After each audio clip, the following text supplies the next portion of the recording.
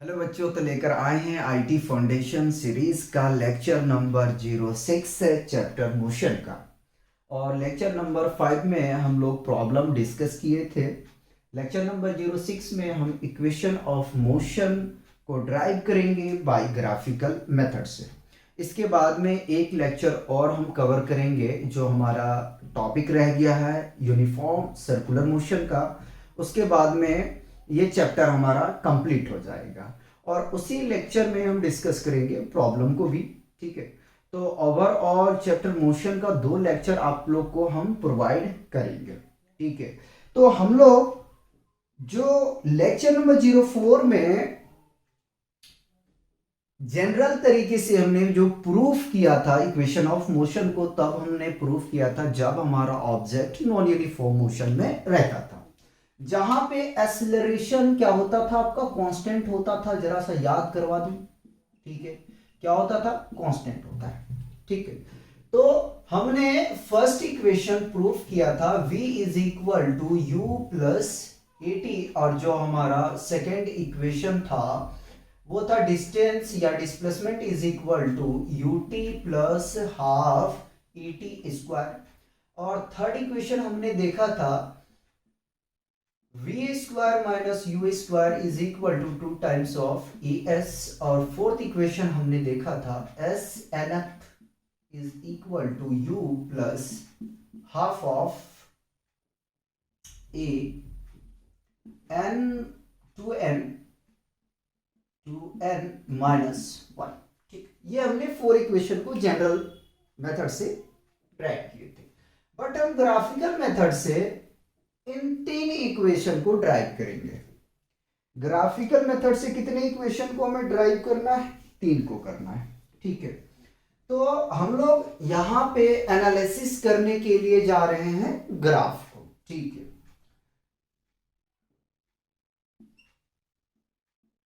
ये Y axis होता है, ये एक्स एक्सिस होता है, ये इतना आप लोगों को पता होगा। ठीक है, कोई कंफ्यूजन नहीं। तो हम एक सिंपल स्ट्रेट लाइन को हम ड्रॉ करते हैं। ठीक है, जिसका इक्वेशन होता है क्या? y is equal to m x plus c होता है। ठीक है, क्या किया हमने? एक सिंपल साधारण स्ट्रेट लाइन को ड्रॉ किए और जिनका इक्वेशन होता है y is equal to m x plus c. ठीक है, जहां पे अगर हम बात करें वेयर y क्या होता है? y coordinate. ठीक है, y कोऑर्डिनेट और x के बारे में भी आप लोग जानते हो क्या होता है? x coordinate. ठीक है,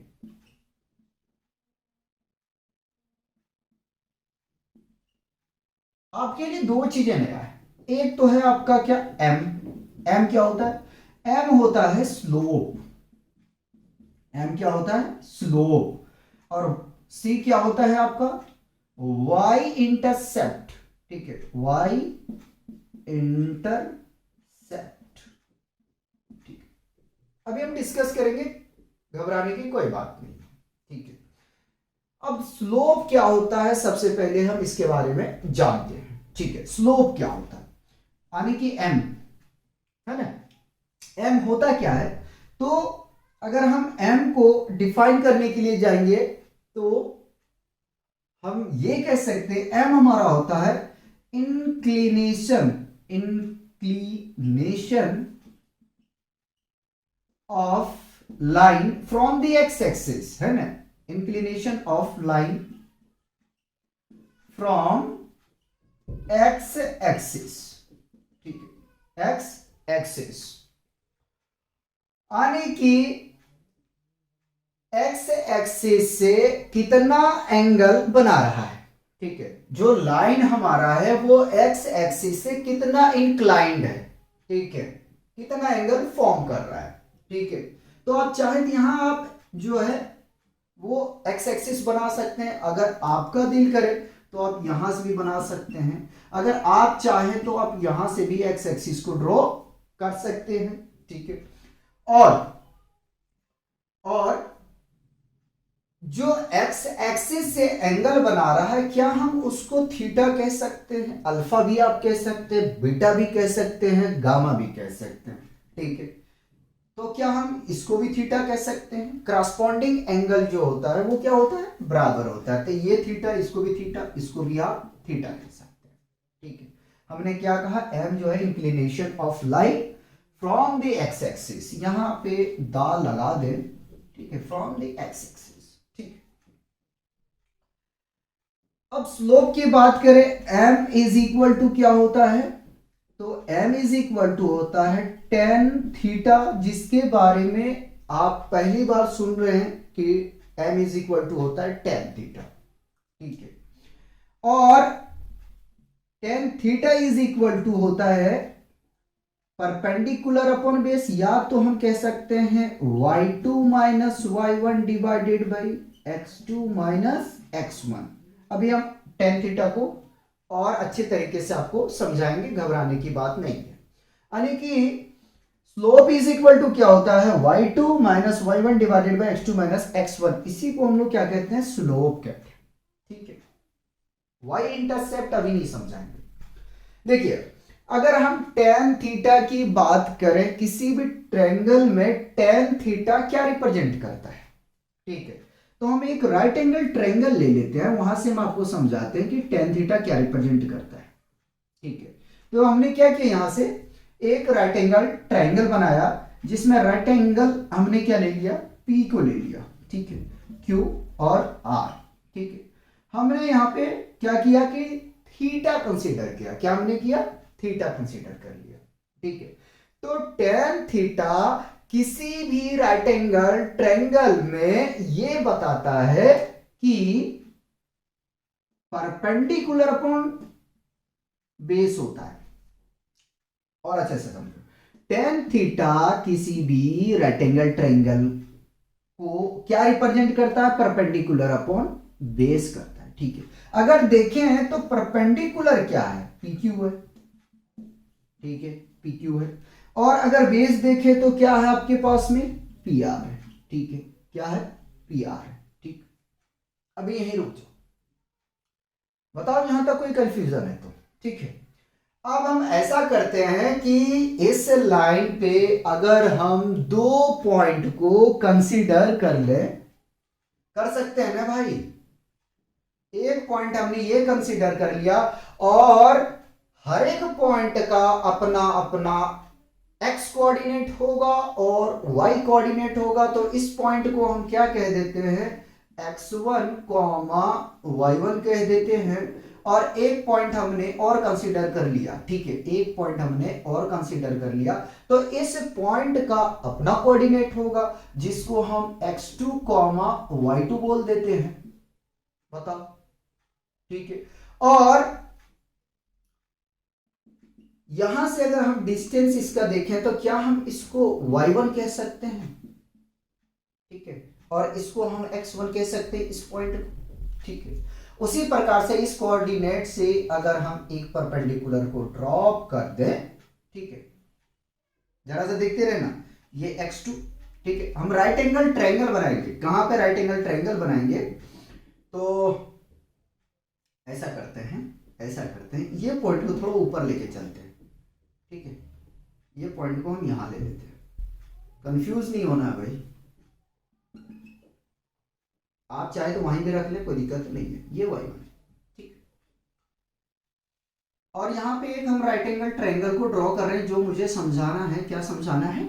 मुझे समझाना है परपेंडिकुलर और बेस को। ठीक है, देखिएगा, आराम से देखिए। तो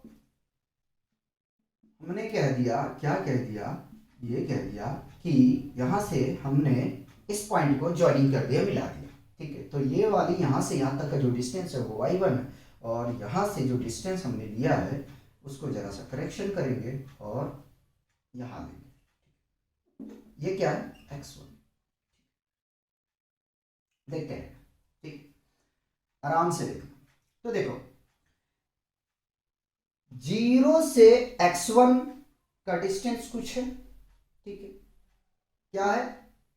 0 से x1 के बीच में क्या है? मैं x मान लेता हूं, या x1 ही मान लेते हैं। ठीक है, x1 और x2 के बीच में डिस्टेंस क्या होगा? अगर आप निकालने के लिए जाएं तो क्या होगा? x2 minus x1। अगर मैं x2 में x1 को सब्ट्रैक्ट कर दें तो ये वाला डिस्टेंस पता चल जाएगा। ठीक है। और ये वाली जो पूरी डिस्टेंस है, ठीक है, ये वाली जो पूरी डिस्टेंस है, देखो ये वाली पूरी जो डिस्टेंस है क्या है अपने पास में, y2 है। अरे भाई आराम से देखो, ठीक है, y2 है। अगर मैं ये डिस्टेंस निकालने के लिए जाऊं, ये डिस्टेंस, तो हमें क्या मिल जाएगा, y2 में अगर हम y1 को सब्ट्रैक्ट करें तो अपना काम बन जाएगा। ठीक है, y2 में अगर हम y1 को सब्ट्रैक्ट कर दे तो अपना काम बन जाएगा। तो अब यहां से देखिए, परपेंडिकुलर है y2 माइनस y1, और बेस अगर देखें तो x2 माइनस x1 है। ये क्या है, ये स्लोप है। ठीक है, क्या है, ये स्लोप है। ठीक है, तो इसी चीज को अगर हम थीटा के रूप में इसको रिप्रेजेंट करेंगे तो m is equal to tan theta होगा, is equal to y2 minus y1 divided by x2 minus x1 slope होगा। ठीक है, क्या है ये ओवरऑल अपने पास में जो आया ये क्या है, ये स्लोप है। इसी को आप लिख सकते हो जो आपने यहां से लिखा परपेंडिकुलर अपॉन बेस, लेकिन हमें जो है वो टेन थीटा को अलग समझाना था। ठीक है, बताओ यहां तक कोई कंफ्यूजन है तो होना नहीं चाहिए। अब आगे में चलते हैं, एक टर्म हमारे पास में बचा हुआ है कि y इंटरसेप्ट क्या होता है, इसको जानना बहुत जरूरी है। ठीक है, देखो अगर इसमें कंफ्यूजन है तो मुझे बता दो। ठीक है, फिर से मैं समझा दूंगा। स्लोप का मतलब कि एक्स एक्सिस से वो कितना एंगल बना रहा है, ठीक है, या कितना एक्स एक्सिस से इंक्लाइंड है। ठीक है, अब वाई इंटरसेप्ट समझाने के लिए हम फिर से ग्राफ को क्या करते हैं, स्केच करते हैं। ठीक है, और आपको समझाने की हम कोशिश करते हैं। ठीक है, ये एक सिंपल स्ट्रेट लाइन है जिसका इक्वेशन आप जानते हो, y is equal to m x plus c होता है, जहां पे आपको पता है कि y क्या होता है, y कोऑर्डिनेट, और x होता है आपका x कोऑर्डिनेट, और m अभी हमने जस्ट समझाया कि स्लोप होता है। ठीक है, स्लोप यानी कि x एक्सिस से कितना डिग्री का एंगल बना रहा है या कितना इंक्लाइंड है फ्रॉम x एक्सिस। ठीक है, ये हमने समझाया था। ठीक है, अब देखिए इंटरसेप्ट फॉर्म वो डिस्टेंस होता है जो एक्स एक्सिस को कितने डिस्टेंस पे कट कर रही है। जरा समझने की कोशिश करना, स्किप हो जाएगा। ठीक है, इंटरसेप्ट, ठीक है, वाई इंटरसेप्ट का मतलब ये होता है कि एक्स एक्सिस को ये ग्राफ कितने डिस्टेंस पे कट कर रही है। ठीक है, आने की अगर देखा जाए तो this distance is known as y-intercept form and it is denoted by c। क्या हमने कहा, जो जो ये ग्राफ y एक्सिस को कितनी दूरी पे कट कर रही है, ठीक है, या तो जिस पॉइंट पे कट कर रही है उस पॉइंट से उसका जो ओरिजिन पॉइंट है उसका दूरी जो होता है उसी को हम लोग इंटरसेप्ट कहते हैं। ठीक है, तो ये हमारा क्या है, y इंटरसेप्ट,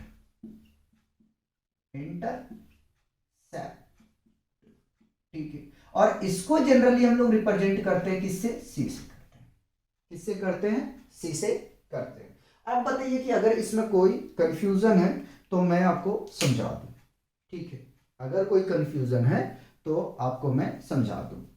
अच्छा, एक बात हमेशा याद रखिएगा, यहीं पे मैं समझा देता हूं। सपोज दैट मैं दो ग्राफ आपको बनाता हूं, ठीक है, स्लोप आप कैसे पहचानेंगे कि किसका स्लोप कितना होगा। ठीक है, तो दो ग्राफ हम एक बनाते हैं। ठीक है, एक तो हमने जो ग्राफ ड्रॉ किया है लाइन ही है आपका, ठीक है, सिंपल लाइन हमने लिया है, तो एक्स एक्सिस से अल्फा का एंगल फॉर्म कर रहा है, और एक अनदर ग्राफ हम और ड्रॉ कर लेते हैं। ठीक है, जो बीटा एंगल का स्लोप बनाना है।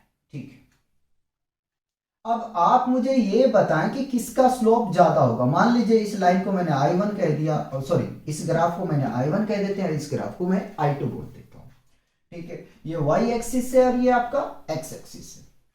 ठीक है, आप मुझे ये बताएं कि किसका स्लोप सबसे ज्यादा होगा। ठीक है, फिगर 1 और यहां पे मैं लिख देता हूं फिगर 2। ठीक है, तो देखिए एक्स एक्सिस से ये दोनों जो है क्या फॉर्म कर रहे हैं, इंक्लिनेशन है ना, यानी कि एंगल बना रहे हैं, ज्यादा घुमाओगे। तो देखो, अगर हम यहां से कहने जाएं तो हम कहेंगे कि अल्फा जो है वो ग्रेटर है किससे, बीटा से। ठीक है, ये एंगल ज्यादा है। सपोज दैट अगर नहीं समझ में आ रहा तो ये मान लो 45 डिग्री है और ये आप मान लें 30 डिग्री है। ठीक है, तो जो एंगल अगर देखा जाए दोनों फिगर में, तो इनमें ज्यादा एंगल कौन फॉर्म कर रहा है, अल्फा कर रहा है, बीटा 30 कर रहा है। तो हम यहां से और कह सकते हैं कि 10 अल्फा जो है बड़ा है 10 बीटा से। ठीक है, 10 बीटा से। ठीक है, और अगर मैं इसका नाम दे दूं P1 और P2, यहां से मैंने नाम दे दिया दोनों स्लोप को, तो हम यहां से क्या कह सकते हैं, P1 is greater than P2। ठीक है, P1 का स्लोप P2 से ज्यादा है। ठीक है, तो यहां तक जो हमने अभी जो बेसिक बातों को हमने जाना है वो ये ग्राफ से रिलेटेड था, आपको इतना पता होना चाहिए। ठीक है, लेकिन लेकिन लेकिन लेकिन लेकिन नाइन्थ क्लास में इनका कोई जिक्र नहीं है। बस आपको ये ध्यान में रखना है कि एक्स एक्सिस से जो जितना ज्यादा एंगल फॉर्म करेगा उसका स्लोप ज्यादा होगा। ठीक है, ये चीज आपको माइंड में रखना है। ठीक है, दूसरी बात यह है कि इंटरसेप्ट भी हमने आपको समझा दिया कि इंटरसेप्ट आपका क्या होता है। ठीक, ये छोटी छोटी अगर बातें आप क्लियर करते चले जाओ ना तो आपको प्रॉब्लम आगे में नहीं आएगा। ठीक है, अब हम लोग बढ़ेंगे अपने इक्वेशन की तरफ और जिसमें हम फर्स्ट इक्वेशन को प्रूफ करेंगे। ठीक है, एक बात और बता दूं कि एक ग्राफ से हम केवल दो चीजों को फाइंड आउट कर सकते हैं। क्या कहें, हमने आपसे यही कहा कि एक ग्राफ से हम दो चीजें निकाल सकते हैं। क्या क्या निकाल सकते हैं, एक तो हम स्लोप निकाल सकते हैं और दूसरा एरिया अंडर द कर्व। ठीक है, एरिया अंडर द कर्व या एरिया अंडर द ग्राफ। ठीक है, जो आपको बेहतर लगे वो आप लिख सकते हैं। क्या हमने कहा कि हम दो चीजें निकाल सकते हैं, एक तो हम स्लोप निकाल सकते हैं, दूसरा हम उस ग्राफ के जो नीचे वाली एरिया है उसको हम क्या कर सकते हैं, निकाल सकते हैं। तो या तो आप एरिया अंडर द कर्व के हैं या तो एरिया अंडर द ग्राफ के हैं, दोनों बात एक ही है। ठीक है, तो दो चीजें हम फाइंड कर सकते हैं, स्लोप और एरिया अंडर द ग्राफ। पहले यहां तक कॉपी करेंगे, फिर हम प्रूफ देखेंगे इक्वेशन का। ठीक है, पहले यहां तक कॉपी किया जाए। आइए तो फर्स्ट इक्वेशन प्रूफ करते हैं, उससे पहले हम क्या करते हैं कि ग्राफ को ड्रॉ करते हैं। ठीक है,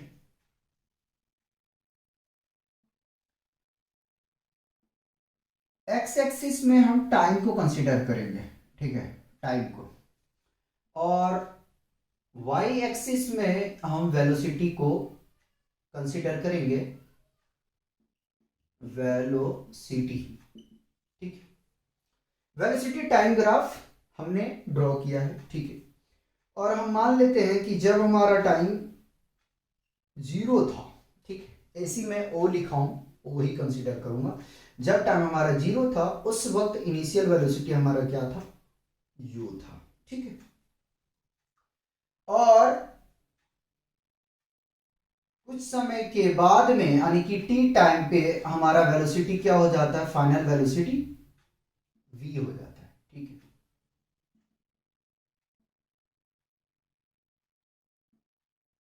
कब हो जाता है भाई, t समय के बाद में। ठीक है, यानी कि भाई u क्या होता है, इनिशियल वेलोसिटी, और v क्या होता है, फाइनल वेलोसिटी। ठीक है, t टाइम के बाद में। ठीक, इसका पार्टिकल्स का देख लो अच्छे से, थोड़ा सा लग रहा भगा हुआ है।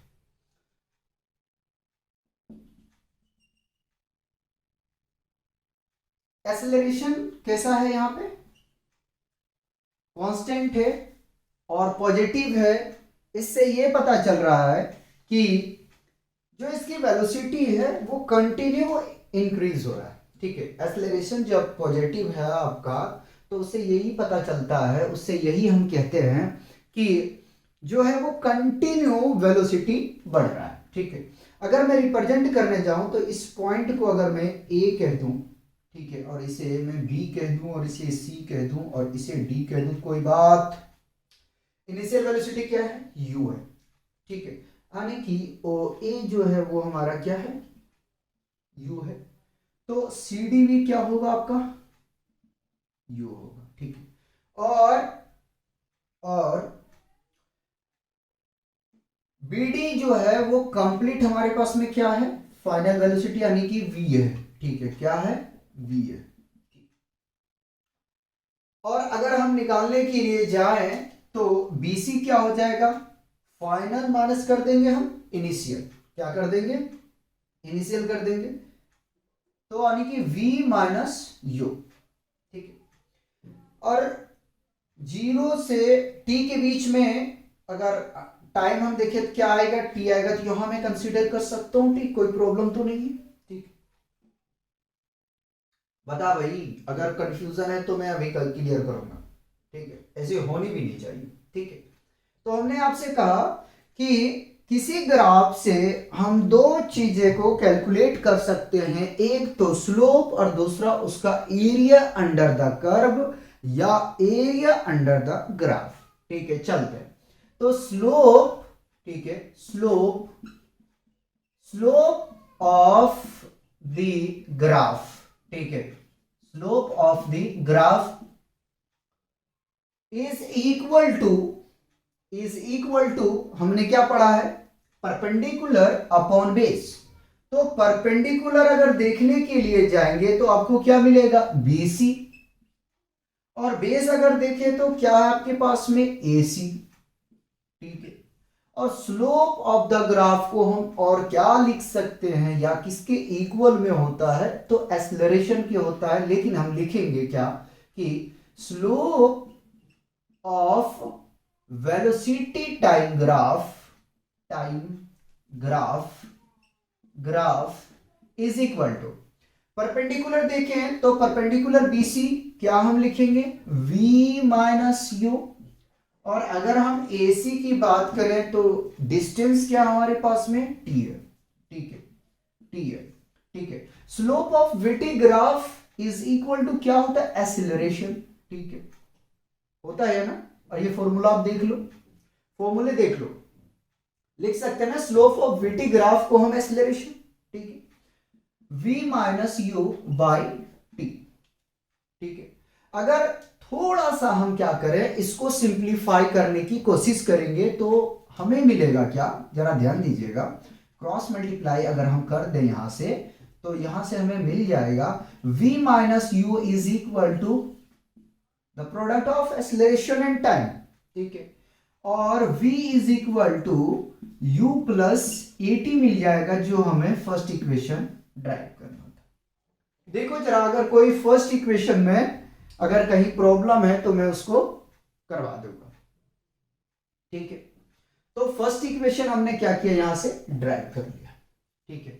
आगे में चलते हैं, और जैसे कि हमने आपको बताया कि एक ग्राफ से हम दो चीजें कैलकुलेट कर सकते हैं, स्लोप, और जो हम स्लोप कैलकुलेट कर चुके हैं, second area under the curve या एरिया अंडर द ग्राफ, ठीक है। तो अब सेकंड हम चलते हैं, क्या निकालते हैं, एरिया अंडर द ग्राफ लिख देता हूं, ग्राफ, ठीक है, एरिया अंडर द ग्राफ, ठीक है। एरिया अंडर द ग्राफ में अगर आप देखने के लिए जाएं, यदि हम एरिया ऑफ ट्रायंगल और एरिया ऑफ रेक्टेंगल इन दोनों को सम कर दें तो अपना काम बन जाएगा। एरिया अंडर द ग्राफ यही तो आएगा एरिया, ठीक है। तो area of rectangle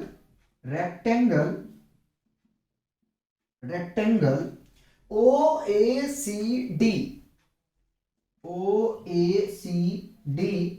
plus area of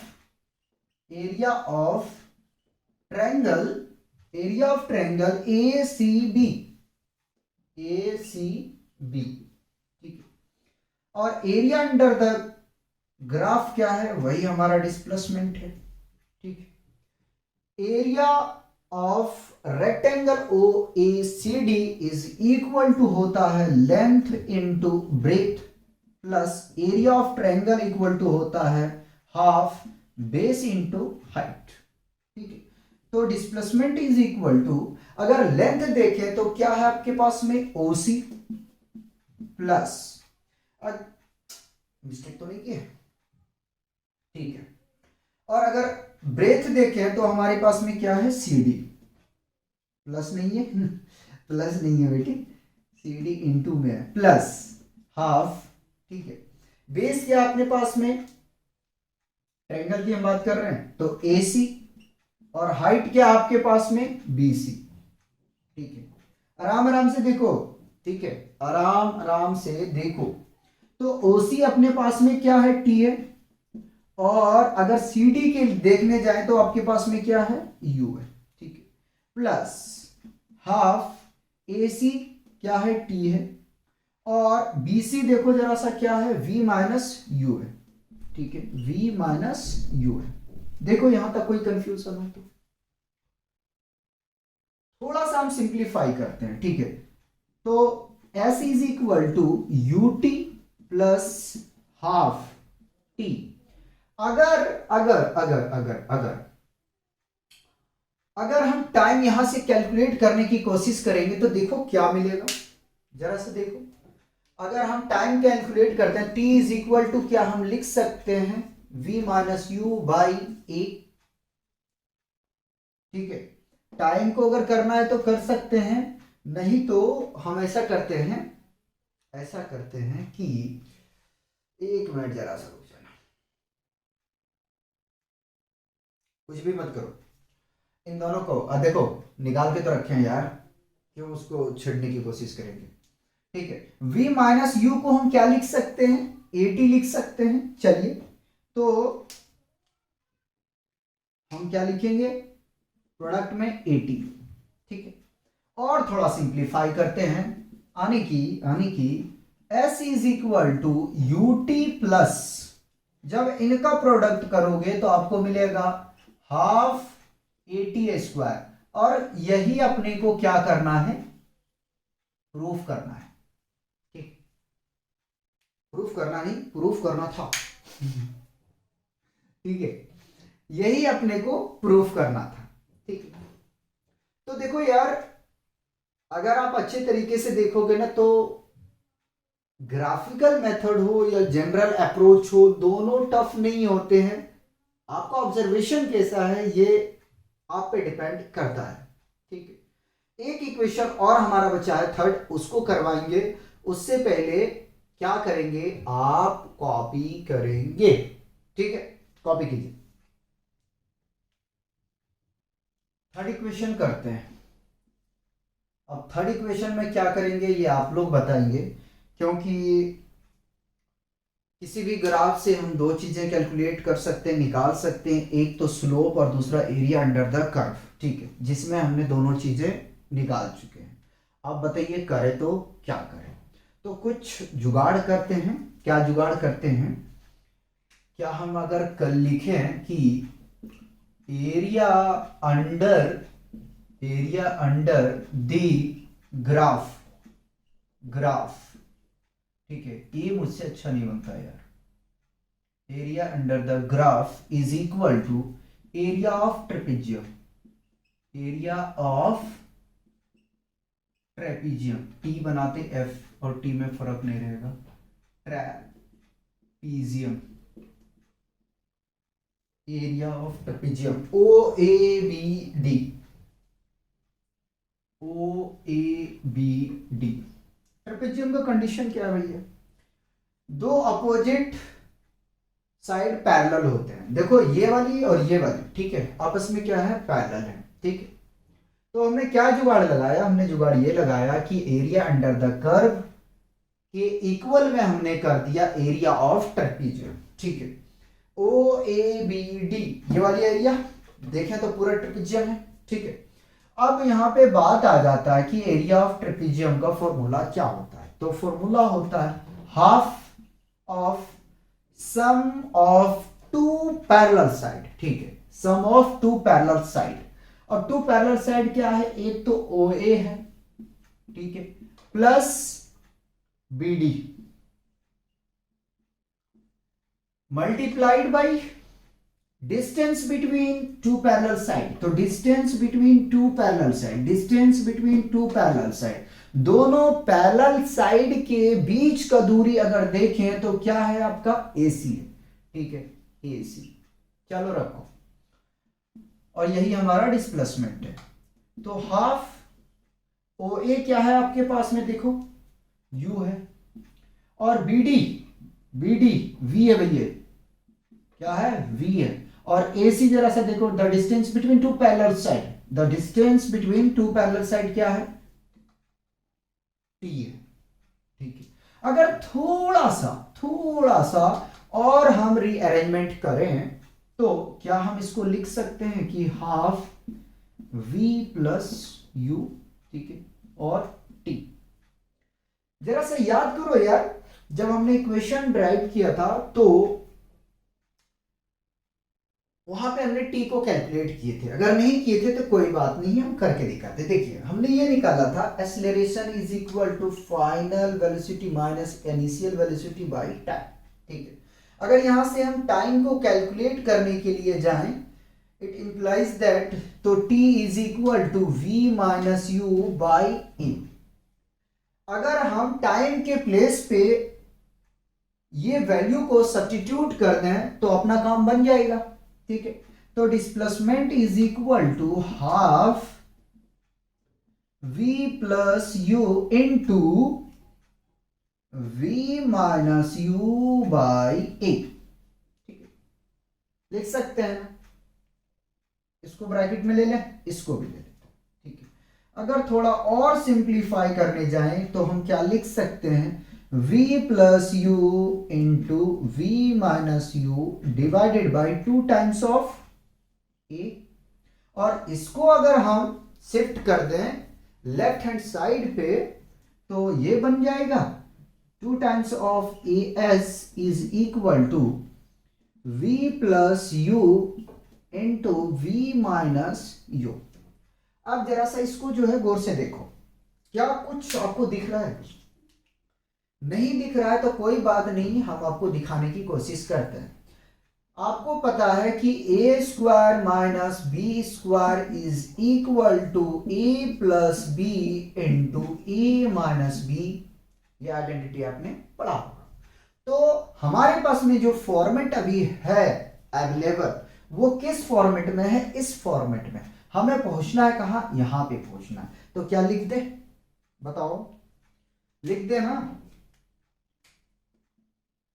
तो 2as is equal to a plus b into a minus b is equal to a square minus b square, यानी कि v square minus u square, ठीक है। और अगर थोड़ा रीअरेंजमेंट किया जाए, इसको लेफ्ट हैंड साइड में लेकर आ जाए, इसको राइट पे शिफ्ट कर दें तो वो आपका दिख जाएगा, ठीक है। तो v square, therefore v square minus u square is equal to 2as। और अपने को अगर देखें तो यही ड्राइव करना था, ठीक। बताओ यार, कोई अगर कंफ्यूजन है यहां तक, तो अगर कोई कंफ्यूजन है तो उसको दूर किया जा सकता है, समझे कि नहीं समझे, उसको जो है दूर किया जा सकता है। तो इस तरीके से आपको जो है तीनों इक्वेशन को ड्राइव करना है, ठीक है। हमने आपको जनरल अप्रोच से चारों इक्वेशन को ड्राइव करवाए थे, ठीक है, और ग्राफिकल मेथड से हम 3 इक्वेशन को ड्राइव कर सकते हैं, ठीक है। इसीलिए 4th इक्वेशन हम नहीं किए हैं। अच्छा, इसका एक और मेथड है कैलकुलस मेथड, जिसको हम अभी ड्राइव नहीं करेंगे, जब आप लोग क्लास 11th में पढ़ेंगे तो उस वक्त जो है आप उसको ड्राइव करना, ठीक है, वहां पे आप पढ़ेंगे। एक जनरल अप्रोच और दूसरा ग्राफिकल मेथड, इन दोनों से हमने इन इक्वेशन को ड्राइव करवाया है, ठीक है। अब हमारे पास में एक टॉपिक बच जाता है जो है वो यूनिफॉर्म सर्कुलर मोशन, उसको कंप्लीट करेंगे लेक्चर नंबर 07 में।